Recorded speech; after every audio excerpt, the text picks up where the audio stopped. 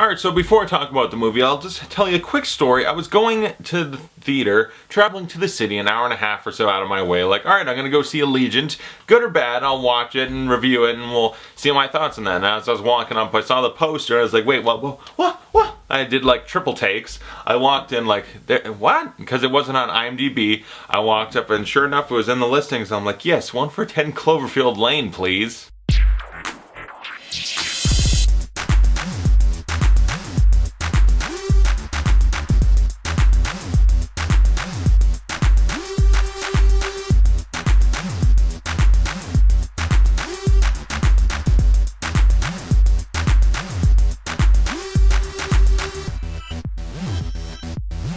10 Cloverfield Lane stars Mary Elizabeth Winstead and John Goodman, and as they follow up, it's in the same universe as Cloverfield, but I don't want to get too much in depth on what it's about. I don't want to spoil it for someone. Yet this movie came out a while ago, didn't it? Like the beginning of the month. It came out like end of February, beginning of March, something like that. I'm sorry, that's really... at the time that I saw this, I was still kind of doing Batman videos, and so I was like, listen, I'll review this after Batman's done. I gotta get all the Batman reviews and then Batman v Superman. And so that passed, and I've kind of... I'm sorry. Okay, I'm getting it out to you now. So 10 Cloverfield Lane. And I'm trying to think, the movie's kind of already been out, so you know what? I'll do the non-spoiler review, and then on the end, I'll just do all my quick spoiler thoughts on it, because it's not that many, it's just kind of the end and stuff, so we'll talk about it. But yeah, this movie, I'm trying to think of a way to sum it up without being spoilerific. Mary Elizabeth Winstead is involved in a accident and ends up in a bunker with John Goodman and another dude. And John Goodman's telling her that, like, yeah, the world's falling apart. There's an apocalyptic event. You cannot leave this bunker or you will die. It's like, everything's bad. You gotta stay in here. And it's just a very small enclosed space. They're just in this little bunker. It's a very small, intimate, you know, you can touch John Goodman's beard. You're very close to each other. A small, intimate thriller type movie. It's very creepy, kind of psychological, and that's basically the movie. But I thought this movie was pretty damn amazing, and it was nice that it was able to be such a surprise. Like I said, I was on IMDb seeing what came out, and I knew when that movie was coming out, and I checked like, oh, they didn't get it. I'll watch Allegiant, I guess. I can make fun of it or enjoy it, I guess. I'll see. But when I saw it, I was like, it's just, apparently it's a surprise. They don't want anyone to know what's at their theater. You're just supposed to show up and be like, what's that? Oh, wait, Cloverfield? Let's check that out. It's just a surprise movie. Took me by surprise. Went down, sat down. I hadn't watched the trailer. I knew nothing. I saw the poster and I was aware that it was coming out because I heard like a little rumbling, but I didn't really know anything. It was very much a surprise. No expectations. Sat down and enjoyed it. And yeah, this movie really blew me away. The performances, Mary Elizabeth Winstead, great, fantastic. She hasn't done a whole lot. It's been like Scott Pilgrim vs. the World, and then I've kind of been waiting for her to do something else really good. And this is that. She's really fantastic in this. John Goodman, as always, perfect. The guy's a great actor, and this just shows a creepy level to him where he's like, you don't trust this guy. He's kind of fucking creepy, a little scary and intimidating. Mary Elizabeth Winstead is so good because she is such a, in a way, a very vulnerable character that you feel very bad for, like concerned for her, but at the same time, she's kind of a badass and can take care of herself and very resourceful. Like, don't fuck with me, buddy. I don't care if we're in a bunker. I'll light some shit on fire or something. Like, she's got a lot of fight to her. A lot of fight in you. I like that. And you're gonna love me. But anyway, yeah, and then John Goodman. John Goodman's so lovable. You want to walk up and tickle his beard and give him a hug because he's just such a lovable big man. And you're like, oh, John Goodman. And he does play on that, but he's kind of scary. And I'm scared of John Goodman, okay? I'm worried. I don't want to be in the same room as this guy. He gives me the creeps. And you haven't seen him play that much ever. I don't remember any other.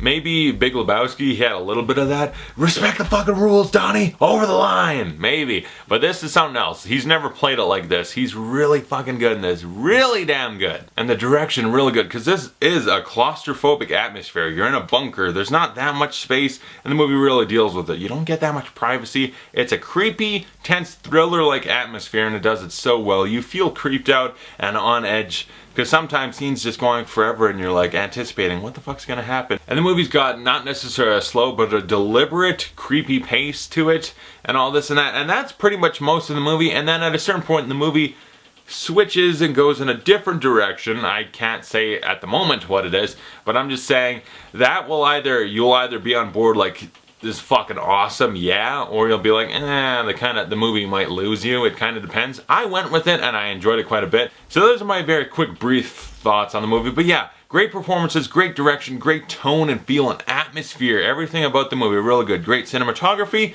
everything really fucking good. And when it does its little twist, I enjoyed it quite a bit. I went with it. I'm like, yeah, that's still pretty fucking cool. It's not necessarily as good as the previous whole 5/6 of the movie or whatever, but it was good. I was fine with it. I'm like, yeah, this is still a pretty fucking awesome movie. The ending is like, listen, it's different. It's not as good, but I go with it. I enjoy it. And so, yeah, I would give 10 Cloverfield Lane a A-. I really enjoyed the movie quite a bit. So now let's get into spoiler talk. Spoilers, if you haven't seen the movie, get out, go watch the movie. It's been a while, you've had a chance. I'm sure it'll be out on Blu-ray soon. Don't let me spoil it for you, just watch the movie and enjoy it. Okay, so yeah, spoiler talk now. So this movie, the whole time it's like she's in the car crash and he brought her there, and then there's that other dude and it's like, okay, we're in the bunker and maybe some bad shit's happening. I don't know, she's very suspicious, like I don't trust it. I'm gonna light a fire and try to escape and all this and that. But then, like, she sees that one lady disintegrating basically outside, like, let me in, and she's melting. It's like, oh shit, I guess he was right. That's fucked up. What did that monster do? Did that monster help create nuclear war that destroyed Earth? Like, I wasn't sure. Did the aliens bring up? I don't know what the fuck happened. It leaves you very, like, questioning, like, what is going on? You're very confused. At the same time, you want your questions answered, but you kind of like the mystery unfolding in front of you. And then she has a great plan. She's gonna take, like, the shower curtain and turn it into a, hazmat suit, and so they're doing that, and John Goodman's got fucking acid, and they're trying to trick John Goodman, and he fucking shoots the other dude in the head. I'm sorry I didn't credit him, but he was good too. The other dude was pretty good too. Shoots that fucking dude in the head, and then she's all freaked out, and then the big climactic thing, they're fighting a little bit, running around, and she like dumps acid on John Goodman. It's like, oh shit, he comes out almost two-faced. They held back a little. I think it was like, in Canada, I don't know if this is 14A or PG, but I think in the States it's like PG-13, so it's like, it wasn't as gruesome as it could have been. He got acid thrown on him, and it wasn't like, his face wasn't dripping off like RoboCop or something. I was kind of hoping it would. That would have been cool. Then she lights a fire. She's escaping through that one duct. She gets out, and that was really intense, where she's outside, and it's like, oh shit, is the mask gonna hold and all that? Is she gonna be okay? And the house blows up. And then the thing rips. She's getting in the car and it rips. I was like, oh shit. And then it turns out it was okay. The air was fine. But there's aliens. There's new aliens. In Cloverfield, we had those little things and then the big monster. And in this, I feel like it's more or less the same aliens. Maybe different breeds or races of that same alien group. Because this time they got like weird metallic slug worm dog hunting things that's trying to get her. Now it's really fucking intense. Then there's that big mothership, and it just goes bug nuts a little bit, and she's trying to escape. She's getting sucked up like to the mothership, and then she escapes it, so the truck falls, boom, and she has to fight that little monster dog again. And then she eventually, after all that shit, just goes nuts for a little while, and it is very intense. It does take you though. It's so whiplash inducing, like a very intense, intimate thriller, just people, and then suddenly fucking aliens and shit. It really, if you didn't know, if you didn't see the first Cloverfield movie, you would just whiplash and do something like, because you would not see that coming. And I was waiting the whole movie. I'm like, if and when they get outside, is there gonna be a giant monster? It wasn't a monster, but there was more alien. And then she's escaping and driving down the road. I'm trying to remember what it was, because it was very brief, but there's radio chatter, and it's like, if you want to go to this place, go here, and if you want to help out, we have to fight, go this way. And I think she went the way of the fighting, if I remember right. It was very quick, but yeah, it's a very cool ending, and it leads to possibly another movie. I don't know. Well, if they do another one, is the next Cloverfield like, I'm trying to think of a title now and write the third sequel.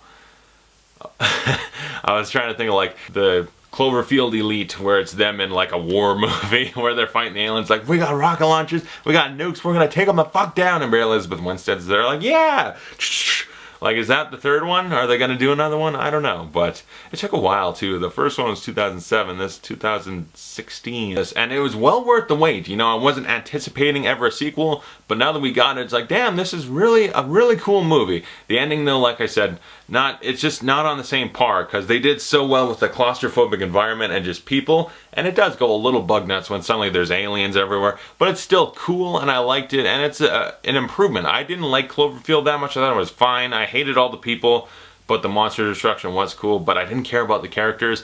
This one, I really care about the people, and that's the main focus of the movie, and I care about what's happening to them. It's just a better movie. So yeah, comment below, tell me your thought of 10 Cloverfield Lane. What's your thoughts on the movie? And also, thank you guys so much for watching. I'll see you guys later.